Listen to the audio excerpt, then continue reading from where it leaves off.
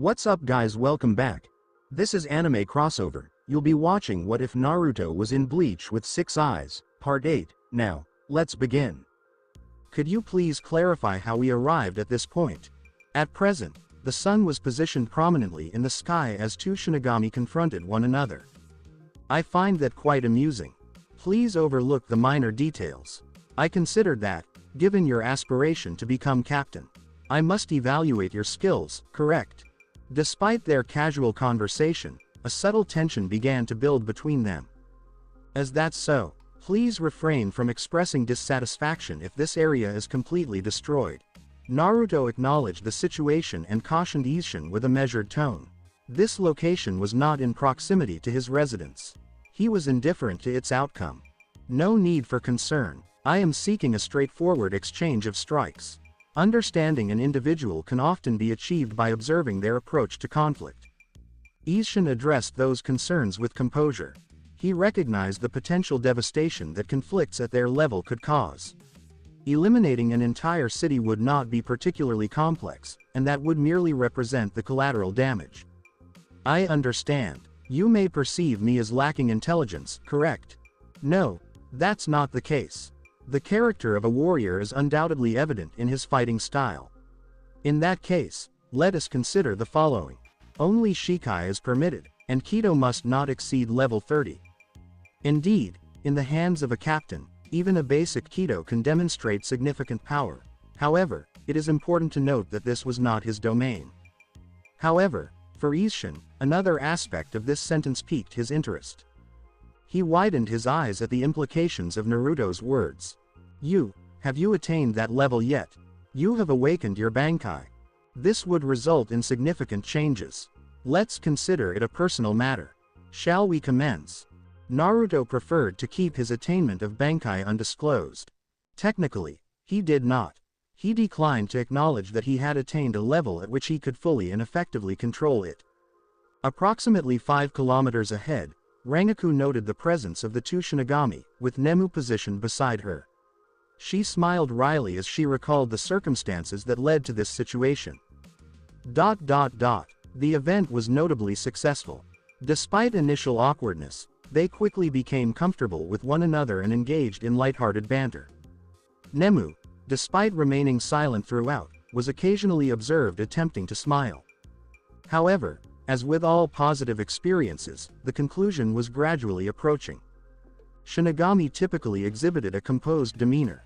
They could exhibit a notable lack of energy, particularly when engaged in activities that did not capture their interest. This is the experience of residing in the same location for centuries, encountering the same individuals on a daily basis. Individuals such as Zaraki were no exception, as he would primarily engage in combat and spend the majority of his time resting. As they were on the verge of concluding their discussion, Isshin inquired of Naruto whether the rumors regarding his aspiration to become captain were accurate.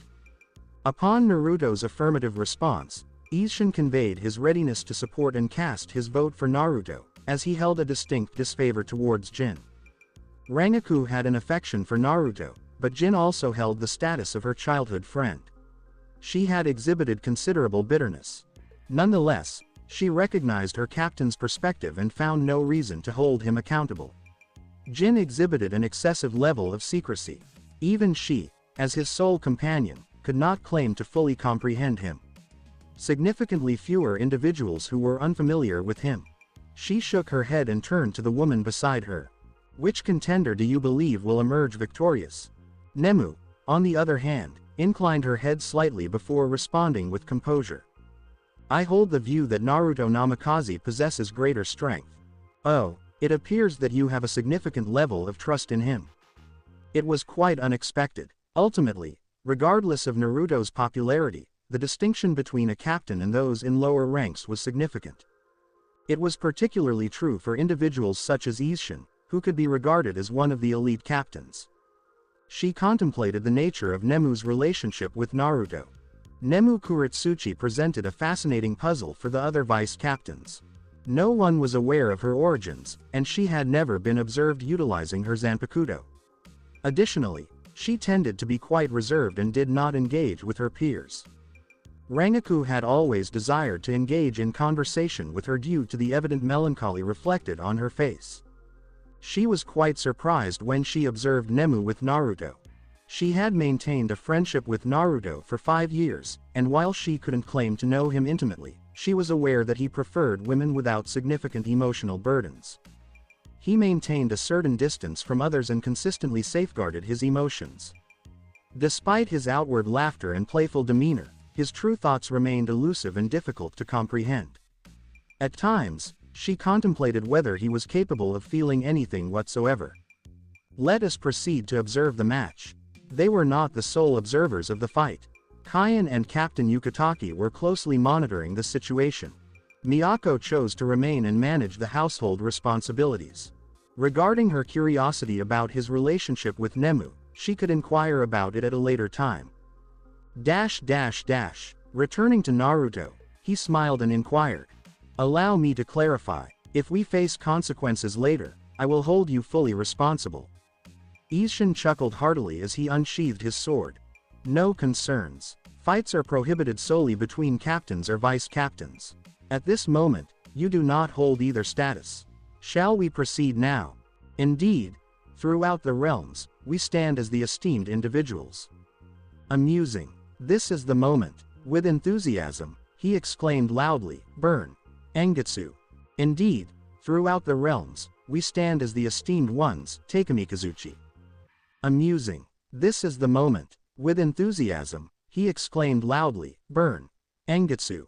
As the two of them pronounced their activation words, the world appeared to divide into 2 distinct realms. A radiant light illuminated the surroundings with brilliance. Simultaneously, expansive white wings emerged and unfurled behind Naruto, accompanied by a majestic crown of radiant holy light forming above his head. His presence radiated a profound sense of reverence. In the interim, the sword he held extended, transforming into a long katana adorned with a black and white patterned guard, before disintegrating into minute particles of light that merged seamlessly with his wings.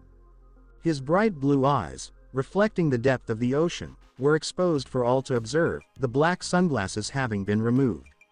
Anyone who gazed into his luminous eyes would sense their spirits being engulfed by an infinite void. Conversely, the world appeared to be engulfed in flames due to the persistently increasing temperatures. Isshin remained unchanged, as did his sword. The sole distinction was the intense flames that now encircled it. Strangely, it appeared that a figure from the depths was confronting a representative from the divine. Naruto and Isshin engaged in a confrontation through their Reiatsu. The intensity reached such levels that even Rangaku and Nemu, positioned several kilometers away, experienced a sense of breathlessness due to the overwhelming pressure. The absence of any barriers allowed the clash of their Reiatsu to be felt within the garrison adjacent to the west gate. It appears that elemental powers are a familial trait, is that correct? Naruto made a light-hearted remark. He was indifferent to whether others could perceive his presence. He simply needed to demonstrate an adequate level of authority. Meanwhile, both Isshin and Jashiro, positioned slightly further away, displayed hardened expressions. Initially, they encountered skepticism, but now, certainty prevailed. Naruto was certainly on par with the captain. His presence remained formidable, even when measured against seasoned captains such as Isshin. This is his appearance when he adopts a more serious demeanor. Jashiro quietly reflected to himself. He reviewed the report of Miyako and Rukia, and it was evident that there was no mention of those wings. Based on the extensive research conducted, Naruto utilized those wings briefly during his battle against some Mainos on Earth. It appeared that, at that time, the wings were considerably less vibrant. As the effectiveness of his Shikai contingent upon the concentration of Reishi present in the atmosphere. This is a significant point to acknowledge. This individual demonstrated his greatest strength during his battles in the Soul Society and Hueco Mundo. Without the wings and crown, I genuinely feel as though I am contending with a Quincy. Isshin quietly expressed as he firmed his hold on his sword. It is evident that he arrived at the same conclusion as Jashiro. At that moment, he shook his head and Shunpo. He maneuvered swiftly, evading 4 chains that had seemingly materialized from thin air to ensnare him. He was uncertain if those chains could genuinely confine him, Yet in a high-velocity confrontation, the loss of one's mobility could prove to be disastrous. With a smile, he executed another shunpo, significantly faster than the last, and arrived at Naruto in an instant, prior to executing a powerful swing of his sword. Despite the absence of any technique, the air appeared to fracture as the intensity of the swing and elevated temperature warped the atmosphere. It is evident that if an individual below the rank of captain were to face such an impact directly, they would likely struggle to regain consciousness. However, unhurried, the Six Eyes provided Naruto with a unique perspective of the world, setting it apart from the views of others. From his perspective, despite Isshin moving at a speed that greatly exceeded that of sound, it appeared to be no different than merely walking towards him.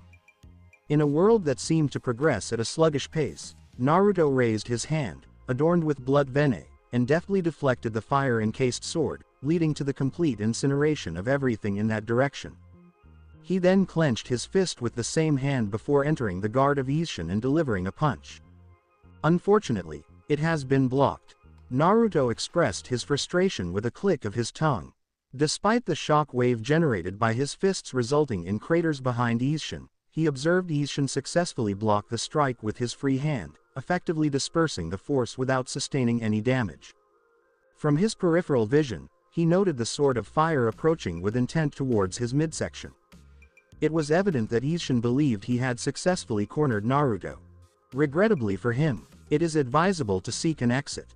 Upon receiving this warning, Isshin experienced a heightened sense of alertness, accompanied by an unsettling feeling that enveloped him. He heeded his instinct, despite a slight pain in his arm, promptly ceasing his attack and swiftly retreating hundreds of meters with a series of shunpos. He promptly proceeded to do so. The location where he once stood was enveloped in a remarkable cascade of light. The light cascaded down with the force of meteors, resulting in a cloud of dust. Once the dust was cleared, Isshin expressed his surprise. "Greetings. That child exhibits quite a formidable presence." The area within a few meter radius surrounding Naruto had been completely destroyed. Isshin lifted his head, captivated by the sight above Naruto. Night sky filled with stars. Somewhat cliché, I acknowledge. However, that is the term I use for it. It would have been even more stunning at night. Isshin concurred. Above Naruto, numerous luminous lances composed of light were visible in all directions. Isshin emitted a strained laugh. He understood that Naruto's Shikai had the capability to control Reishi within a restricted area. He was positioned between 5 to 10 meters from what his instincts indicated. The size of such a small zone appeared almost trivial, bordering on the negligible. Ultimately, battles between formidable Shinigami had an impact spanning several kilometers around them. What was a mere 10 meters when certain captains could invoke techniques that impacted hundreds of meters or even the entirety of the Soul Society? Upon observing this, he gained a clear understanding. The 10 meters were, in fact, insignificant. However, they delineated a definitive boundary that should not be crossed without careful consideration. "Ha, exquisite. You have certainly challenged me. However, if that is the case, I must ensure that I maintain my distance." He transitioned from a one-handed grip to a two-handed one and methodically raised his sword above his head, a determined grin spreading across his face. "Does your sword symbolize heaven? Please accept this gift from me." The fire blazed intensely, as Isshin's Reiatsu surged to an extraordinary level. After articulating 2 words, he swung his sword with full force. The following words were, "Unleashing Getsuga Tensho." A veil of illumination and flames emerged as what appeared to be incisors of devastation obliterated all in their path. From a distance, Rangaku once again recognized the rationale behind the prohibition of captains engaging in combat with one another. Fortunately, Shinigami differ from hollows in that the majority of their attacks are highly concentrated to achieve maximum damage efficiency. As a result, even when an assault that was expected to obliterate an entire city was executed, it would only result in the destruction of a smaller area. Ultimately, although the destruction of your surroundings may appear impressive, it represents an inefficient use of resources that could be better directed towards engaging your opponent. Nonetheless, the battle she was observing was truly impressive. She could distinctly sense that the two were restraining themselves. engaging in a relaxed conversation while exchanging ideas. However, even that was sufficient to cause fatal consequences for someone of her caliber multiple times. He has already attained that level. Rangaku tightened her fists without realizing it, first Jin and now Naruto. She appeared to be on a path where the men she valued would inevitably outshine her, and this caused her considerable frustration. While she recognized her potential for growth, she also sensed that she had reached a barrier. The experience was marked by a significant sense of contradiction. It appeared that she had the potential to be something greater, yet lacked a crucial element that would complete her essence. I might consider consulting Naruto at a later time. She recognized that his perspective was shaped by a unique vision that set him apart from others. It is possible that he could provide her with the solution. It was a valuable attempt, as she had nothing to lose in the end. As Rangaku engaged in introspection, Isshin observed the outcomes of his attack, his expression reflecting shock. He was not taken aback by the devastation. The Getsuga Tensho is a technique developed from inspiration drawn from the Sero of the Manos. The technique proved to be inefficient in its power consumption, and despite its impressive appearance, the potential damage it could inflict on an opponent was constrained. Nonetheless, it is impressive that he approached this directly. Despite the distance, he was able to clearly observe Naruto once the dust settled.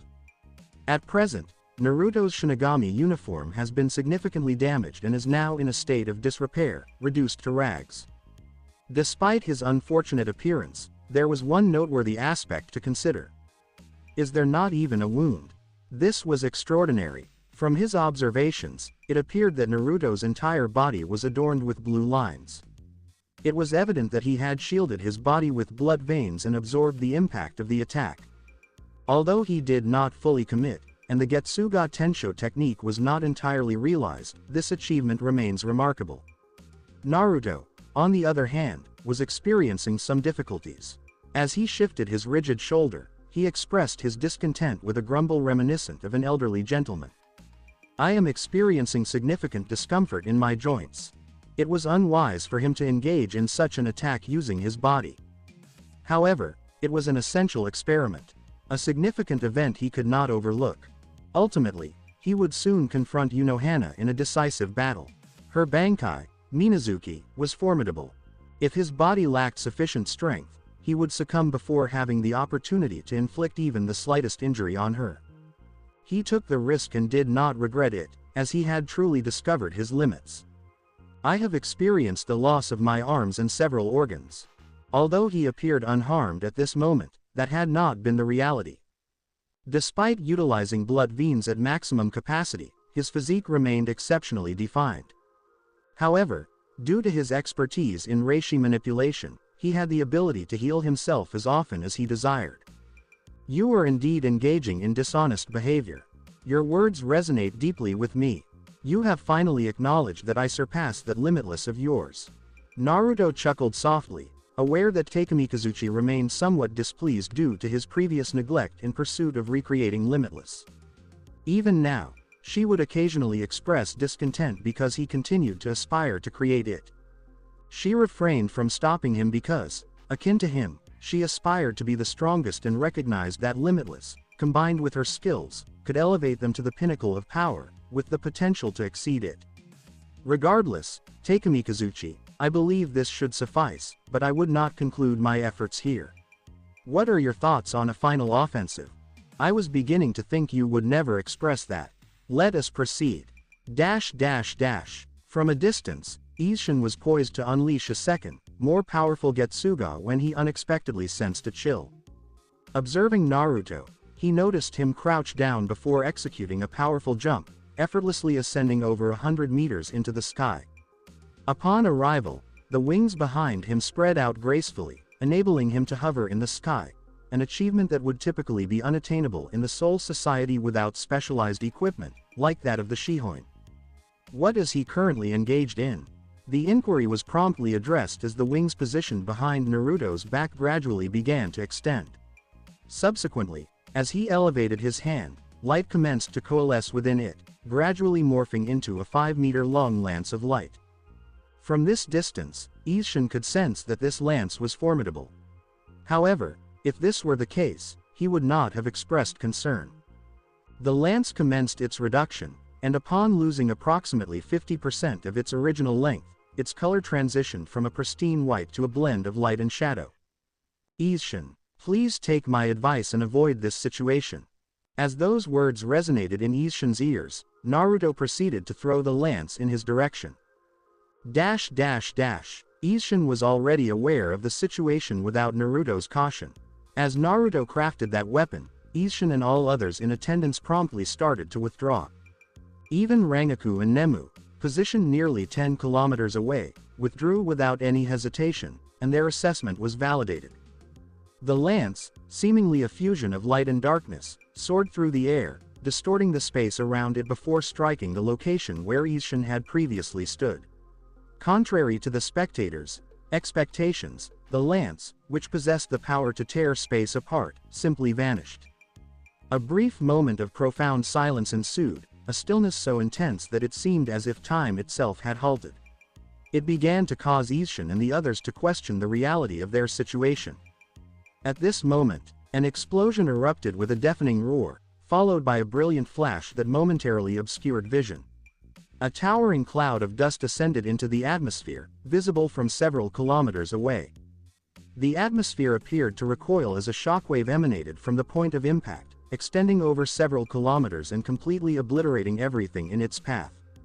The atmosphere ignited, the breeze shifted, and all auditory elements within the vicinity of the explosion ceased, yielding to a silence laden with ruin and calamity.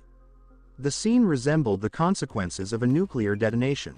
Upon the cessation of the explosion, a vast crater exceeding 1 kilometer in diameter was all that remained visible. The aftermath of the explosion impacted an area exceeding 15 kilometers in radius. Wearing his black glasses and encircled by a shield of light, Naruto regarded his craftsmanship with a sense of admiration, tempered by a hint of dissatisfaction. This was a skill he developed by drawing inspiration from the principle of nuclear fission. It was undoubtedly a highly effective skill. However, Naruto was not content in any regard. Ultimately, it was not efficient enough. Conflicts among high-ranking individuals occurred with such rapidity that even basic sonic speed proved insufficient. To execute this technique, he needed to stand and compress reishi to the maximum for several seconds. The quantity was substantial enough that he had to exercise caution with his control. Consequently, he was unable to engage in combat while crafting it, and any minor error could result in a catastrophic explosion. The question was, would someone be stupid enough to stand there and do nothing as the opponent readied his final strike in a life or death match? Obviously not. The optimal form for this strike would be a mix of binds to prevent the adversary from moving, followed by an explosion. Well, this is a good start for the experiment. He spoke to himself but heard nothing. When he touched his ears, he felt blood flowing from them. He scowled as he examined the blood on his finger. I need to work more on it. Too much time, too sluggish, wasting a lot of energy, easy to avoid, and so forth. But it would get better with time. He smiled as he reflected on it, before immediately becoming serious as he realized the full depth of the harm he had inflicted. One concern quickly sprang in his thoughts. They won't make me pay a fine because of the destruction, right? Eventually, he was obliged to pay a fine. His strike was not radioactive like a genuine nuclear bomb, but it was highly harmful to a reishi-filled atmosphere. In a sense, once the lance hit its target, the explosion would feed on the reishi in the surrounding region, gradually strengthening. Simply, he did not ruin the environment. He deleted them. Even 3 days later, the site of his explosion remained off limits to Rukongai people. Because of this, he was not only deducted 3 years' salary, but he was also barred from utilizing that approach in Soul Society. He had also been banned to fight any captains or vice-captains. The Central 46 had chosen to give him the same constraints as a first or second seat, and if he entered the human realm, he would acquire a seal and have his strength limited to only 20%. For once, Naruto had nothing to say about these measures. Aside from in times of severe necessity, all captains and vice-captains earned this seal when entering the human realm. It was a necessary step since people at their level might have a detrimental impact on the globe just by exerting spiritual pressure. Of course, given his amazing control, this was not an issue. But he didn't want to argue pointlessly. Worst case scenario, he would simply shatter the seal personally if required. Fortunately, this tragedy did not solely yield bad outcomes. Previously, when rumors of his vying for the job of captain circulated, few people were supportive. After all, they believed he was at most equal to a forceful vice captain. However, the number of people who questioned him had significantly decreased. At the end of the day, no matter how much they tried to disguise it by appearing like gentlemen, the Gote 13 was a place where the powerful were respected. Isshin and Jashiro had already decided to back him during the voting. Fortunately, he was not the only one who had his wages halted. All of those there at the scene experienced the same thing. Naruto couldn't stop laughing as he remembered Rangaku and Isshin's concerned expressions. So, you are still in the mood to laugh. Hey, Momo, how've you been? How about the mood to laugh? Believe me, even in death, I would not hesitate to chuckle. Naruto grinned as he turned to see the source of the speech. He grinned as he opened his arms wide and hugged Momo after a brief hesitation. Haha, allow me to look at you. You appear to have gained significant strength. I hope the Kido Core is treating you well. Naruto sized Momo up and down as he said after they had separated. Momo's physical appearance has altered little throughout the years. But the aura around her had been much sharper. She was dressed in a short white kimono with broad sleeves and had her hair wrapped into twin tails. Normally, all members of the Kido Core wore conventional uniforms that concealed their identities. Meanwhile, individuals who had advanced in rank or demonstrated potential had greater leeway in their clothing choices. Momo flushed slightly at the compliment and mumbled, "I have worked hard." Indeed, Naruto lovingly patted her head and said, "Good job." She smiled at him and asked, "Could you introduce me to your friend?" Naruto nodded. "Look at me, I almost forgot. Momo Nemu is the 12th Division's vice captain. Nemu, Momo, a member of the Kido Core and a friend of mine, and the..." "Hello." Both of them bowed in welcome. Momo wasn't expecting to see a lovely woman following Naruto. She was already accustomed to such images. This is why she shifted topics and inquired about what truly intrigued her. "Why do you think we were called?" They were now at the 2nd Division office, having received a summons from the captain's Hell Butterfly. No matter how close that woman was to Naruto, someone unconnected could not participate in such a debate. This suggests that the 2nd Division, or more specifically the Secret Force, had requested the Healing Division and the Kido Core. Naruto shrugged, "I don't know. My captain attempted to inquire, but all she got was silence. Basically, our departments have been requested to submit their finest individuals below captain rank." Speaking of which, he was shocked that Momo was the one to arrive. Momo shook her head, as if she understood his thoughts. "I was merely sent as a representative of the representative. My instructor is the vice chief of Kido, who should have arrived." "I see. Well, I believe everyone is here." Soy Fan abruptly opened the door, interrupting their talk. Sweeping the area with her gaze, she nodded and took a seat on the throne-like chair perched on a pedestal. "I believe introductions are unnecessary, but my name is Soy Fan, captain of the 2nd and commander-in-chief of the Secret Force. I recently contacted the highest officials in the 4th and 12th Divisions, as well as the Kido Core, regarding a top-secret assignment from Central 46.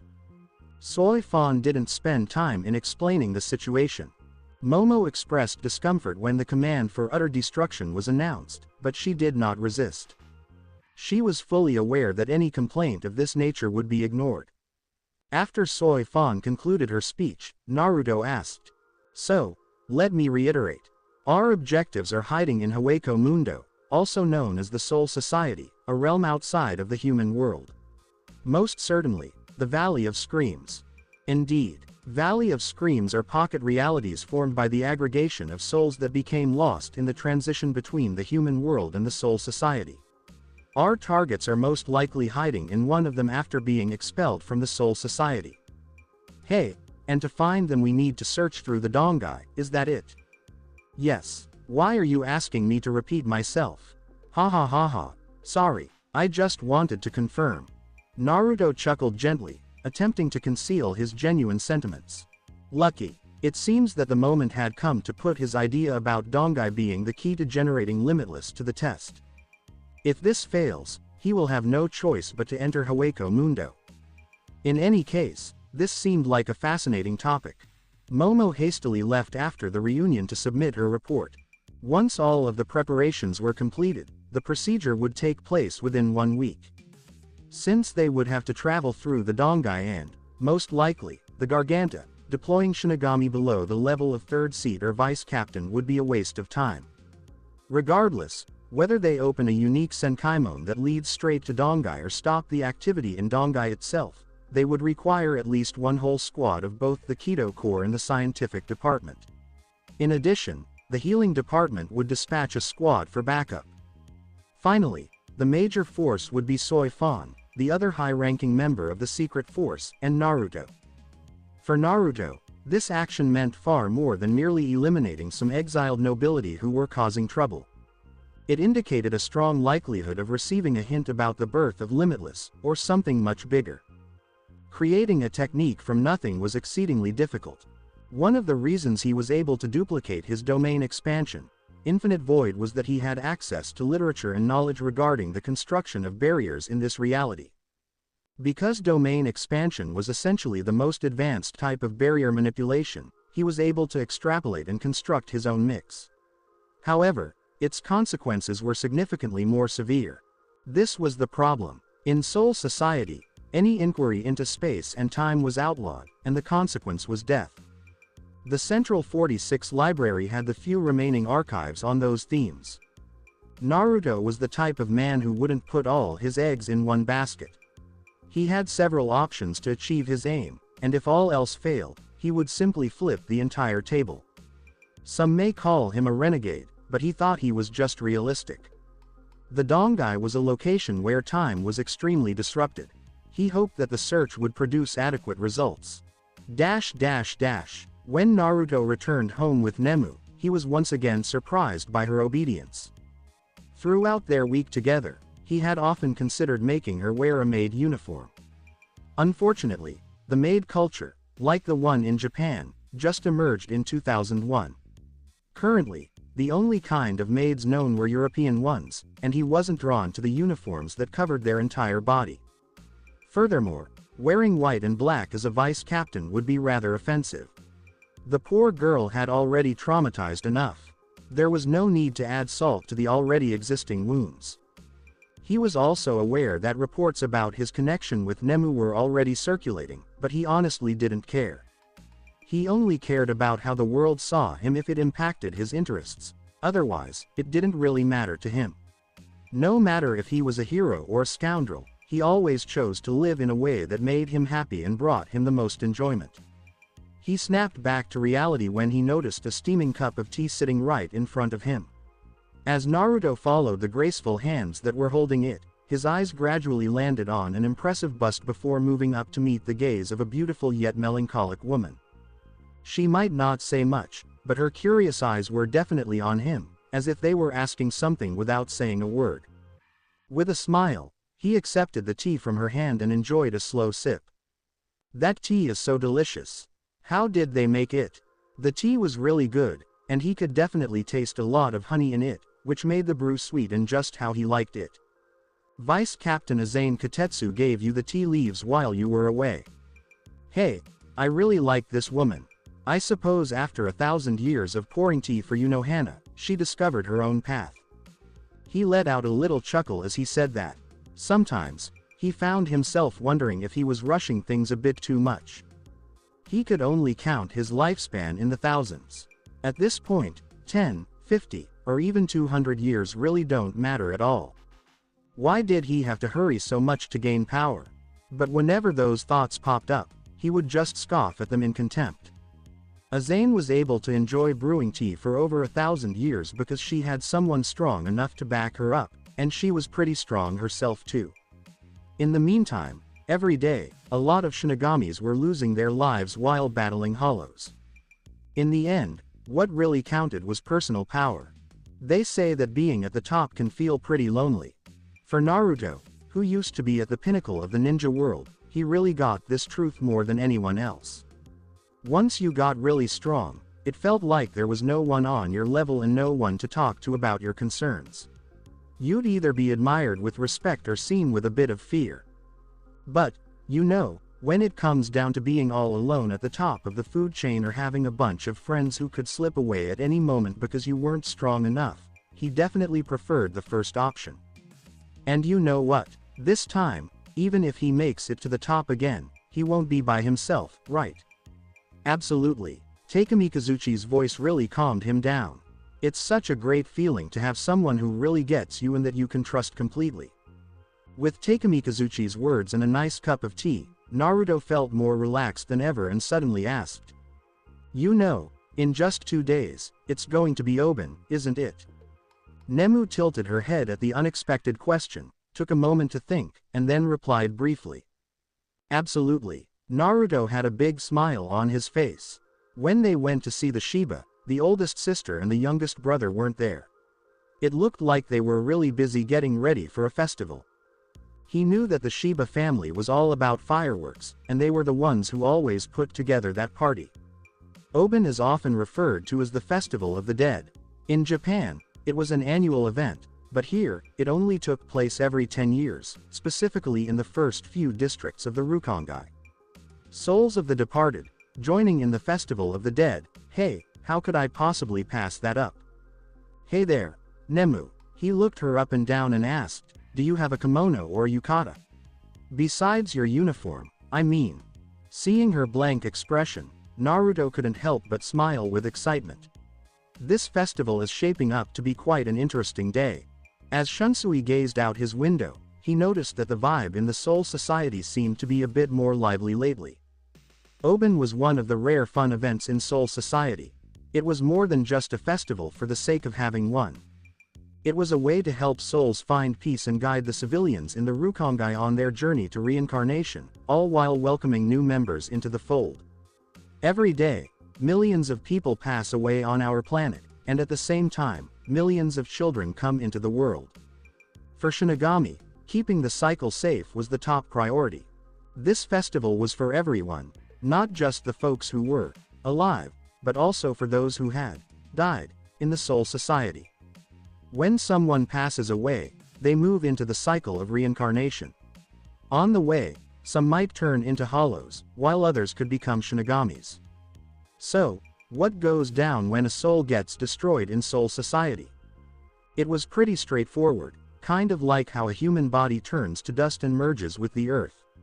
A soul body would break down into pure reishi and serve as nourishment for Soul Society itself. But you know, the stronger a soul is, the trickier things can get.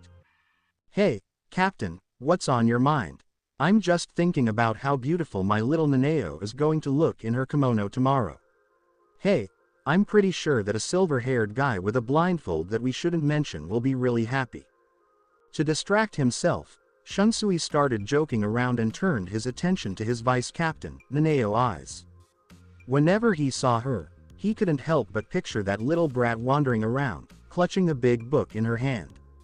So, back in the day, it was actually his ex-vice captain, Lisa Yadomaru, who looked after Naneo in the division. So, 60 years ago, Lisa found herself carrying the weight of a crime that she definitely didn't cause. Most Shinigami were pretty clueless about why so many first and second seats were labeled as criminals back in the day, but how could he not be in the loop? So, there was this time when Kazuki Urahara, who was the captain of the 12th Division, and Tessai Tsukubishi, the captain of the Kido Corps, got arrested for experimenting on Shinigami. Quite the scandal, right? Lisa and the others, who were kind of halfway turned into hollows, were facing execution just like the full hollows. It was none other than Yoruichi Shihoin who came to their rescue. Ultimately, their groups made their way to the human world. Back then, the Central 46 were really upset, telling the Gote 13 to go after them, but honestly, most Shinigami just went along with the order on the surface. Other than the folks from the 1st Division, the other divisions just sent over some unseated Shinigami who didn't really put in much effort at all. This event felt really off. Shunsui quietly felt a sense of sorrow. There were times when he really wished he could stop second-guessing himself. After his brother passed away, he promised to keep his wife and daughter safe, but all he could do was stand by and watch as she was executed for losing the Eyes clan's treasure. She really thought that by acting, she could finally break the curse. Later, he brought Naneo into his division, but he was too much of a coward to admit she was his niece and that he hadn't been able to help her mother. In the end, he was powerless as his vice-captain faced execution, forcing him to escape to the human world. The real culprit, his expression turned icy. He just couldn't see Kazuki or Tessei as the ones responsible. They really were the ones who saved the day. So, it turns out the traitor is still kicking and doing just fine. Walking confidently in the Gote 13. He was feeling a bit unsure about Aizen Sosuke. At the end of the day, he was the one who gained the most from those events. Unfortunately, that guy had a perfect reputation. You know, Aizen is often considered the most popular and beloved captain in the entire Gote 13. But you know what? That didn't really matter. He realized that eventually, something like that would happen again. Looks like we might be facing another execution, huh? But, as long as there was anything off, even just a little, he promised he wouldn't let it slide, even if it meant going toe-to-toe with old man Yamamoto over it. It was nice to see Naneo blush at his earlier question. It really helped lift his gloomy mood. He relaxed in his chair. So, are you actually going to go for it? He smirked as he asked with a playful tone. Joking around and teasing her was one of the few things that really added some fun to his life. Finally settling down, Naneo adjusted her glasses and cleared her throat. There's no one I need to grab. He just smiled at that obvious lie. He realized that Naneo's feelings for Naruto weren't exactly what you'd call love. It was really a tiny bit of love, blended with some self-doubt, a desire to escape, and a touch of fear. It really didn't help that Naruto didn't come across as the type of guy who would want to settle down and get married. Hey, just make sure you're being careful. So, based on what Jashiro shared, it looks like his relationship with Vice Captain Matsumoto is pretty unclear. Shunsui let out a small sigh. Relationships in the Seraiti can be a bit tricky. When you think about it, Shinigami society really isn't all that different from human society. So, they fell in love, got married, and started a family. The biggest issue was that they lived for what felt like forever. Powerful Shinigami or nobles can stick around for at least a few centuries. So, basically, Shinigami who are captains could potentially live for tens of thousands of years, as long as they stay alive and aren't taken out. Actually, Shunsui was aware that some folks in Division 0, including their captain Ikebe Hayasu, had been around for a couple of million years. Because of this lifespan, most Shinigami usually didn't get into relationships. Right now, among all the captains and vice captains, the only one who's officially in a relationship is Kai and Shiba. Byakuya could be included too, but he's a widower. Basically, Shinigami really struggled when it came to getting into a serious relationship. But once they got together, there was no way they were going to part ways, no matter what happened. And if one of the partners were to pass away, the one left behind would never try to replace them. For Naruto Namikaze, as long as he was just having fun, it wouldn't be an issue.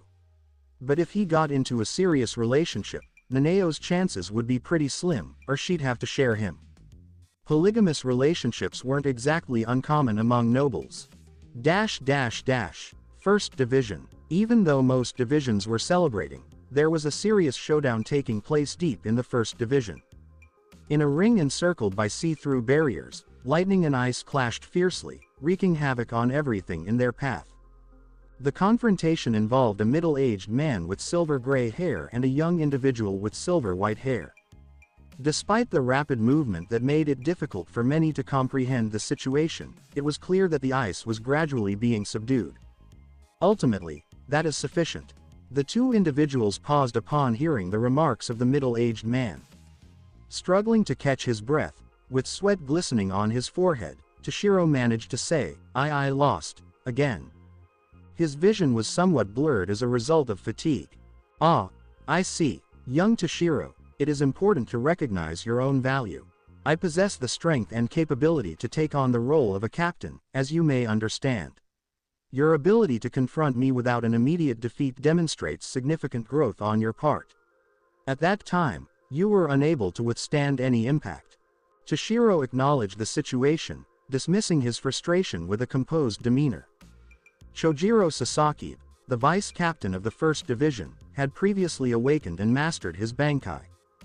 He was indeed the most suitable candidate for the position of captain of the Third Division. However, he declined the opportunity in order to continue his service under Captain Yamamoto. Toshiro recognized that he had considerable progress to make before reaching the level of someone like him. What is causing your frustration? Is it due to the recent news? Toshiro bowed his head and spoke softly. I made a commitment to Naruto Nisan that I would refrain from seeing him until I attain a level of achievement that he would find commendable. However, upon discovering that he engaged in a comprehensive confrontation with Captain Ishin, I started to experience a sense of distress. Chojiro displayed a smile. Should any other Shinigami overhear Toshiro's grievances, they would undoubtedly express their discontent.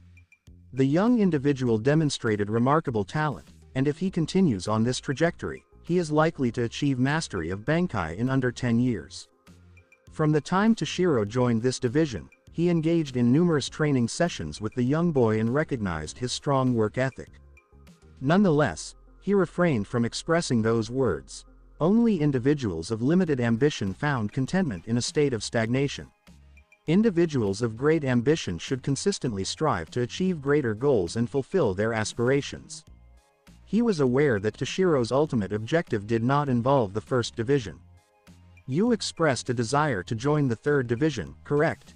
Taking a deep breath, Toshiro straightened his back as he responded, indeed. I had more than a mere promise with Nisan. I had an additional commitment, or more accurately, a wager with a colleague of mine. He smiled pleasantly as he concluded, we made a wager, between the two of us, regarding who would assume the role of vice captain under his leadership. Nemu stood before the mirror, observing her reflection with a bewildered expression. The seamstresses of the Seraiti demonstrated exceptional skill, making the process of creating well-fitted clothing effortless. This is the reason she now finds herself in this situation, confronting an image of herself that is unfamiliar. Instead of the traditional black kimono, she opted for a vibrant blue and gold one, maintaining the same short length as her typical attire. Her typical ponytail had been released, allowing her long and striking black hair to cascade elegantly behind her. Although her expression remained neutral, the overall somber impression she typically conveyed had significantly diminished. For Nemu, this image of herself was so unfamiliar and strange that for a brief moment, she struggled to accept it as her own. Throughout her life, she experienced consistent mistreatment and neglect. The most significant source of warmth she experienced was the granting of a name. Originally, her name was not Nemu Kuretsuchi, it was Nanago Nimori, which can be translated as, sleeping number 7. The seventh and sole success arising from the experiment referred to as the Nimori Project. A project with a singular objective, the creation of new souls beyond the cycle of reincarnation. For her, Mayuri represented both her creator and father, and her loyalty to him was unwavering. Nevertheless, the sole instance in which she experienced genuine happiness was upon receiving his name. That was the situation until now. The time she spent with Naruto constituted some of the most unusual days of her life. It felt as though she was navigating through a dense fog, a dream that eluded her understanding.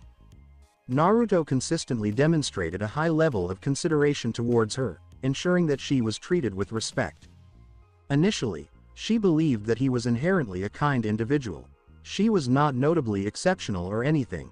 However, the brief moments she shared with him allowed her to set aside those thoughts. While he was not malevolent, Naruto could not be accurately described as a benevolent and virtuous individual either. She then contemplated whether he had an interest in her physical appearance. However, despite perceiving a degree of appreciation in his eyes, she did not observe any significant indication of desire either. When she inquired about his motivation for assisting her, he responded that it was solely due to his desire to explore her origins. However, if it were indeed the truth, there would be no need for him to treat her with such kindness. The disparity in power between the two was akin to an endless chasm. Despite his ability to observe numerous details, eliminating her and examining her remains would undoubtedly be a more straightforward approach. She was unable to comprehend. Kindness was a notion unfamiliar to her. True happiness was a concept that she had yet to understand. Affection, camaraderie, gratitude, each of these positive sentiments was a concept that remained equally elusive to her. It appeared as though she was existing in a different realm. Currently, she is experiencing difficulties with her sleep. Each time she engaged in this action, it was accompanied by the apprehension that one day she might awaken to discover that everything had been nothing more than an illusion, merely a fleeting dream. Oh, it appears that those individuals performed exceptionally well. As she turned around, she noticed Naruto positioned against the door of the room designated for her use. She continued to struggle with referring to it as her room. She was immediately taken aback by the sight, albeit for a different reason. She was not the only individual who had altered their attire. For the festival, Naruto chose a black haori featuring a blue hem and blue sleeves. He wore a pristine white top and matching white pants underneath. In addition to this, he did not wear a blindfold or glasses as was his usual practice. Oh, that, I believed it would be unwise not to experience all that this festival has to present. Despite the enhancement of his perception, which resulted in a greater volume of information to manage, he simultaneously developed greater proficiency. Furthermore, with the possession of Takamikazuchi, he felt no significant concern regarding his eyes. Ultimately, he not only healed but also entirely reconstructed the nerves in his brain. This approach was significantly less painful compared to the process of burning and healing brain cells during his lifetime, and it also proved to be more comprehensive. The primary reason he continued to utilize protection was that, ultimately, pain remained pain, and there was no justification for subjecting himself to it, especially since he had yet to achieve the neutral mode of limitless. Shall we proceed? Nemu nodded with composure and took a final glance at the mirror before proceeding to follow him outside. She was unaware of when it occurred, but trailing behind him and observing his back provided her with a sense of security she never anticipated experiencing. Obon is a straightforward festival primarily dedicated to honoring the deceased and ancestors. During the festival, lanterns were displayed in front of residences, dances were conducted, and graves were honored. Ultimately, floating lanterns are released into rivers and lakes to serve as a guiding light for spirits in their realm. As this festival primarily impacted the souls residing in the Rukongai, there was minimal participation from members of the Seraiti. Certainly, that was exclusively for the nobility. The majority of Gote 13 members consistently strive to engage whenever their schedules permit. Ultimately, the majority hailed from Rukongai, and in a sense, this festival was connected to them. As Naruto stepped outside of the Seraiti, he was struck by the vivid brightness of his surroundings. He couldn't help but feel a sense of irony, as this festival was limited to merely the initial districts of Rukongai. He questioned whether individuals from districts such as the 80th were even concerned about it. However, this knowledge did not diminish his spirits. Throughout his lifetime, atrocities occurred consistently and universally across the globe. If he were to cease enjoying himself due to this, he would succumb to profound sadness and melancholy.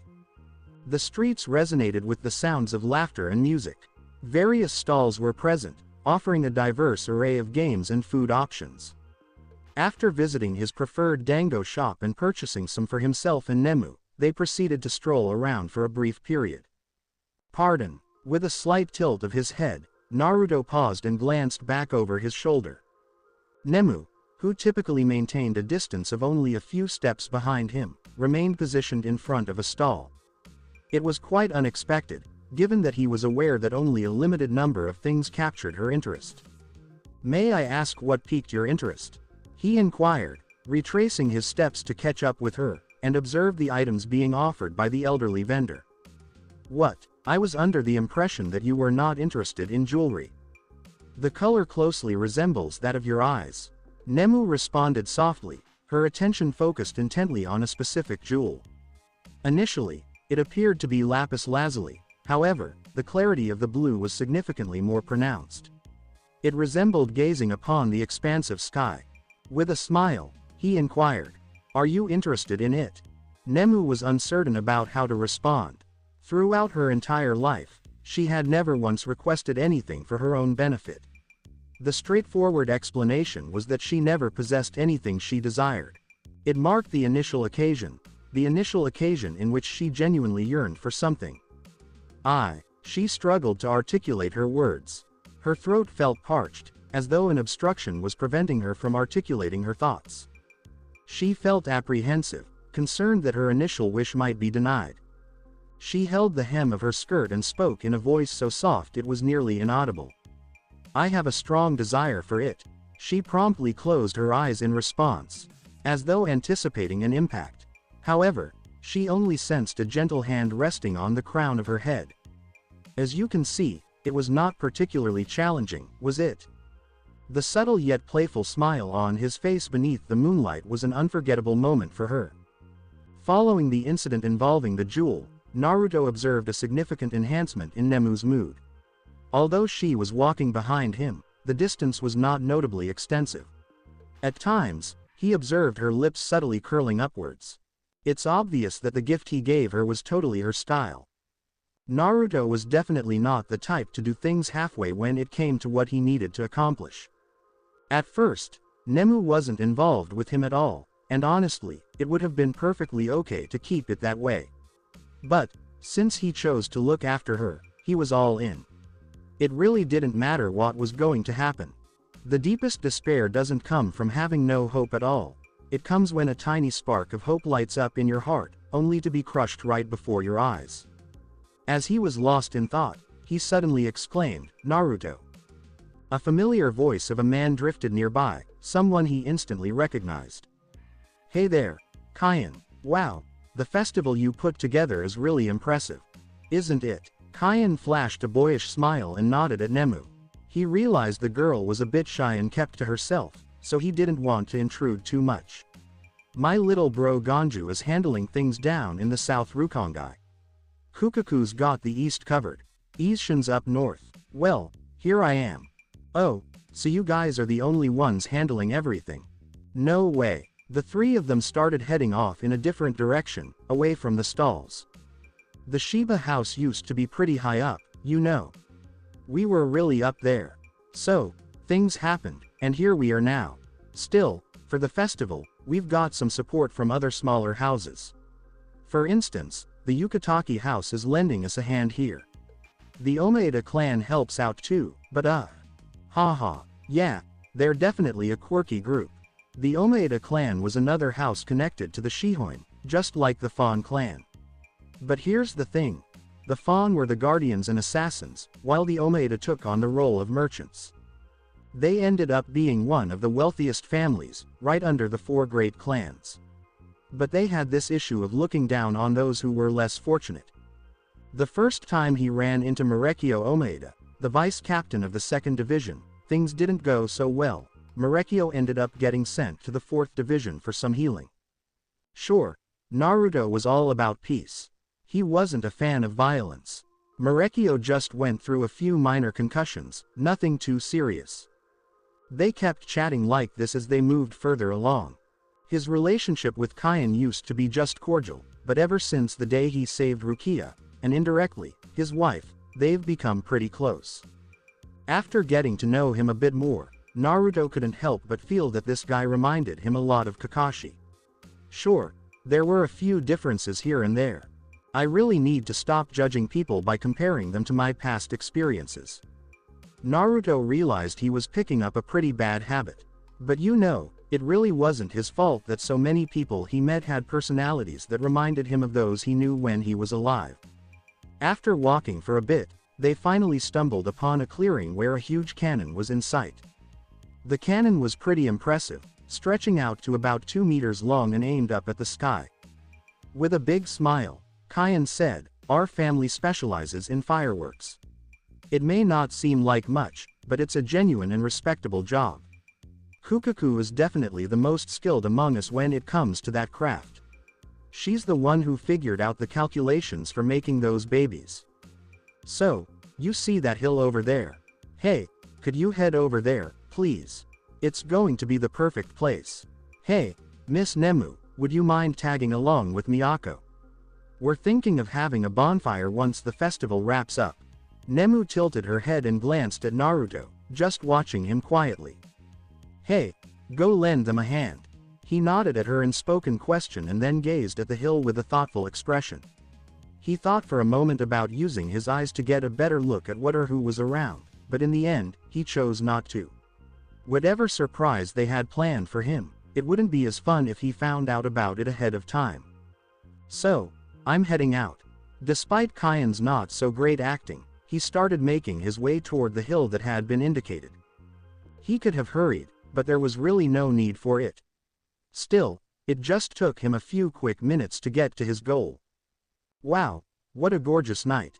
Exactly, Naneo. Standing by a tree in a night blue traditional kimono, Naneo casually brushed a strand of hair aside before turning to look at him. Hey, how's it going? Naruto flashed a tight smile. He had a feeling about what was coming, but this time, he really hoped he was mistaken. Hey, how's it going? Naneo stood on the hill, glancing at the man a few meters away, and asked softly. Ever since she talked with her captain, she couldn't shake off this feeling of unease and worry. Sure, even though she denied all the allegations from her captain, she totally got why she was feeling that way. I've been doing pretty well. How about you? Naneo let out a little laugh. This conversation is really uncomfortable. Naruto Uzumaki was definitely not a dense guy. Honestly, she couldn't believe that any guy could be so clueless as to not see what was coming when put in a situation like this. She couldn't help but feel a little happy seeing Naruto, who's usually so calm and carefree, acting this way because of her. This made it clear that she held a unique spot in his heart, even if it wasn't quite the one she hoped for. Naneo couldn't help but hide a smile as she turned around to gaze at the moon shining brightly above. Naneo really disliked the night, and the moon. She couldn't stand it even more. It wasn't out of fear, it was just that it would always bring back memories of that fateful night. Naneo opened her mouth and spoke softly. So, Naruto Uzumaki. What's up? Hey, can I share a story with you? I really enjoy stories. Even with her back turned to him, she could sense that the familiar Naruto Uzumaki had returned. A really frustrating guy, always brimming with confidence. A light-hearted guy who always seemed to be having fun and never took things too seriously. A guy who's so self-absorbed, he could just sit back and watch everything go up in flames without even flinching. He was the kind of guy who wouldn't hesitate to stand up for himself over the smallest issues, but when it came to the people he loved, he was all in and never backed down. Ultimately, he was a complex guy, full of contradictions, and in a way, that's what made him so charming. I have a pretty unusual taste in men. Well, it definitely didn't hurt that he was ridiculously handsome, right? Naneo was straightforward and genuine. Although looks weren't the top priority, or even the second one. Looking good has always been a plus. With a cheerful, bell-like laugh, she finally started after fixing her glasses. Hey there, I'm Naneo Eyes, and I'm the heiress of the Eyes clan. She put a hand on her stomach and said, did you know? The Eyes clan traces its lineage through the female line. In the entire history of our clan, we've only had female births. The clan would always bring in husbands from other families within the clan. This isn't really anything special. While the other clans might not have a situation where only women are born, there are definitely matriarchal clans or ones where a woman has stepped up to take charge. One of the most interesting examples is the Kasumioji family, a matriarchal group of master weaponsmiths, who rank just below the four great noble families. Another example is the Shihoin and the Feng. They weren't matriarchal, but they definitely didn't keep women from gaining power. You know, there's just this one part that stands out a bit from the rest. A wry smile crept onto her face as she got to this part. Naruto Uzumaki, how long do you think someone from a noble clan can really last? I think it's probably a few centuries at least. Absolutely. So, you know, all the guys who became part of the Eyes clan ended up dying young. Most of them don't even last a decade. Folks refer to this phenomenon as the Eyes curse. My dad. I never really got to know my dad. He passed away when my mom was still expecting. Oh, and get this, he was from the Kiraku family, which is a big deal since they're a major noble family. Just think about how strong he must have been. Kiraku. Absolutely. So, Shunsui Kiraku, my captain, happens to be my uncle too. Well, that's what I believe, anyway. My dad is from the same clan, that's all I really know. She shook her head. This wasn't the time to get sidetracked. The Eyes clan is known for having 4 great characteristics.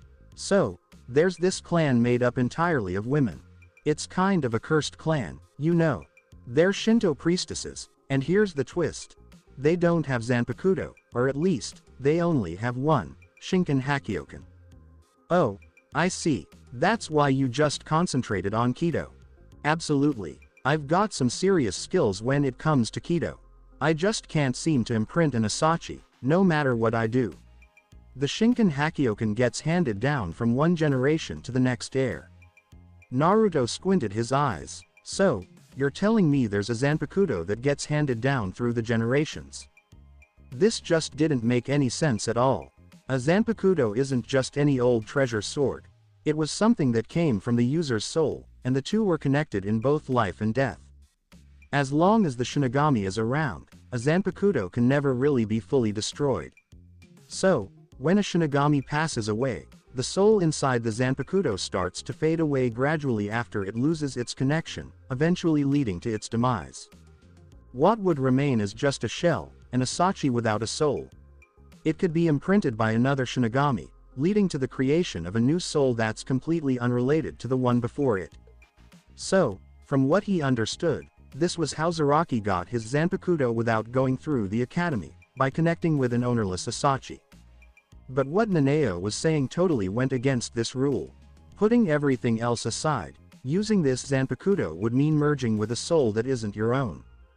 Good thing Naruto wasn't the type to stick to the usual rules. If it existed, that just means it was possible, right? It didn't really matter if he could accept it or not. The reality of the situation was still the same. So, he started to pay more attention to why it was possible. Maybe that's why only the heiress gets to use it. If he connected it to an organ transplant, there would be a question about compatibility. Maybe it was all about blood. Maybe the soul in the Zanpakuto just wanted to lend a hand to the heir of its first partner. So, I take it something went down since you don't have the sword. So, my mom officially lost it and ended up getting sentenced to death by the Central 46. For losing a precious treasure that was ours. Naneo's voice got a bit intense for a moment, but then she settled down. That was just so ridiculous. What was the purpose of the execution, anyway? Why didn't they even bother to understand what was going on with their clan? Naneo and Naruto both got that there was more going on, but neither of them brought it up. Naruto didn't ask, and Naneo didn't say a word. She might be in love, but she wasn't foolish.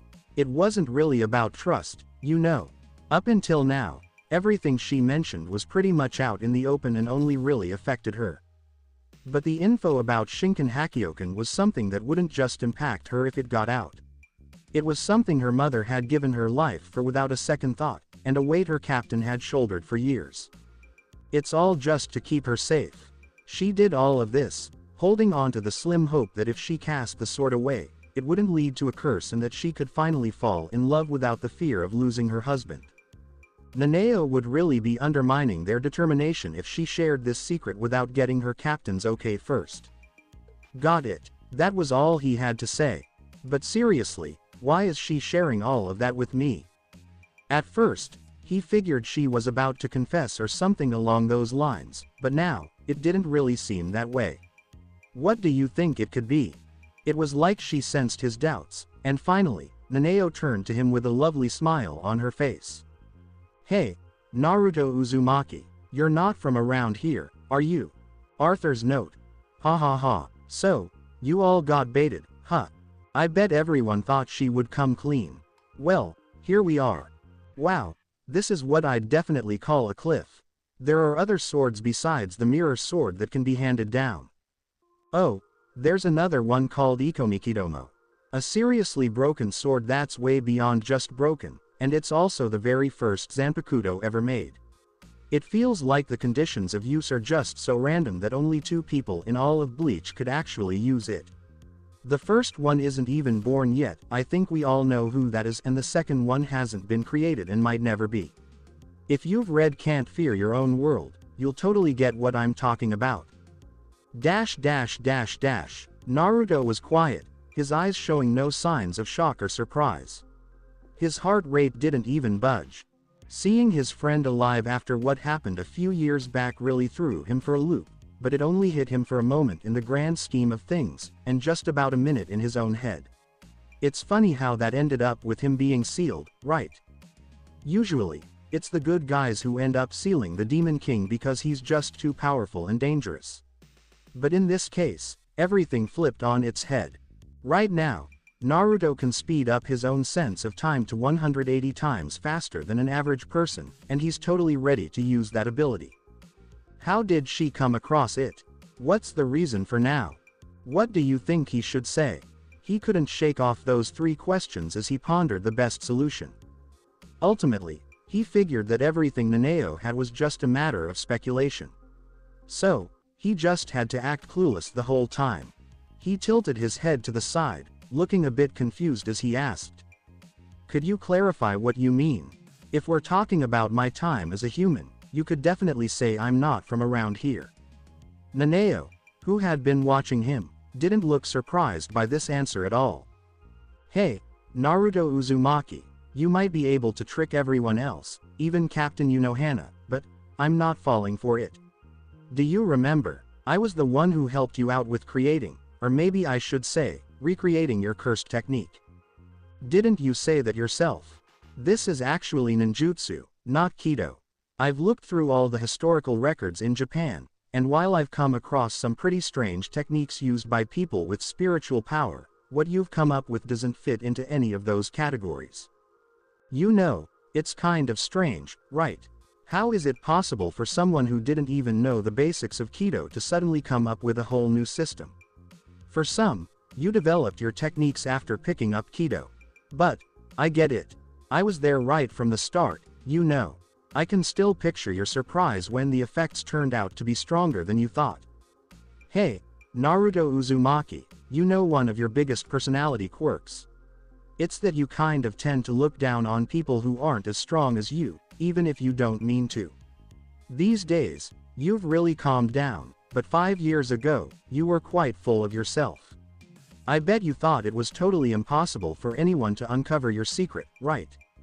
Naruto shut his eyes and gave a wry smile while running his fingers through his hair. When he first stepped into the Soul Society, he really didn't take the Shinigamis seriously at all. Deep down, he still pictured himself as Naruto Namikaze, the strongest shinobi, instead of Naruto Uzumaki, the Shinigami. It wasn't exactly a boost that most of the teachers at the academy weren't all that great.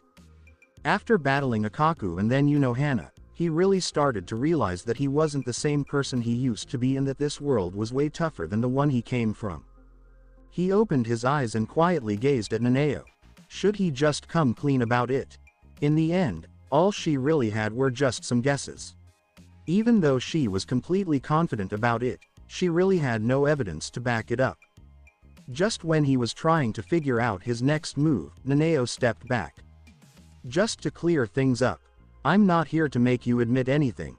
I'm really confident in my deductions, and honestly, I don't think anything you say will sway me. It's totally okay for everyone to have their own secrets. Just like I can't share every little detail about myself, I don't expect you to spill all your secrets either. I've got just one question for you. Please continue. She had a look on her face that was surprisingly serious. How sure are you about handling a curse? Naruto chuckled softly at that question. Oh, I get it. So, it wasn't my good looks that caught your attention, but my skills instead. Naneo's face turned a bit red, and she coughed to steady herself, but that just made Naruto laugh even harder. This situation was something pretty new for Naruto. It was the first time he felt so held back by someone who was way weaker than him. Right from the start, she had a firm grip on the conversation, steering it at her own pace. He had to admit, This was definitely a fresh experience for him. After he finally stopped laughing, Naruto walked over to her, taking his time, and paused just a step away from her. Since there was a height difference, she had to tilt her head up to meet his gaze, and she found herself getting lost in his eyes as she stared. Naruto flashed a mischievous grin as he playfully pinched her and leaned in closer. Startled by the unexpected move, she instinctively shut her eyes, only to feel a warm breath brush against her ear. Then, she felt a gentle nibble on her earlobe, which caught her off guard. She stumbled back, her cheeks flushed and her heart racing like crazy. "This was for messing with me." With a big smile, he placed his hand on her hair as he wrapped things up. "What about curses? Believe me, I know what I'm talking about when it comes to this." Up in the sky behind him, fireworks went off, lighting up the night with a burst of thousands of colors. Stay tuned for more. Thank you for watching this amazing video. If you enjoyed it, please consider liking and subscribing to my channel for more content. I look forward to seeing you in the next video.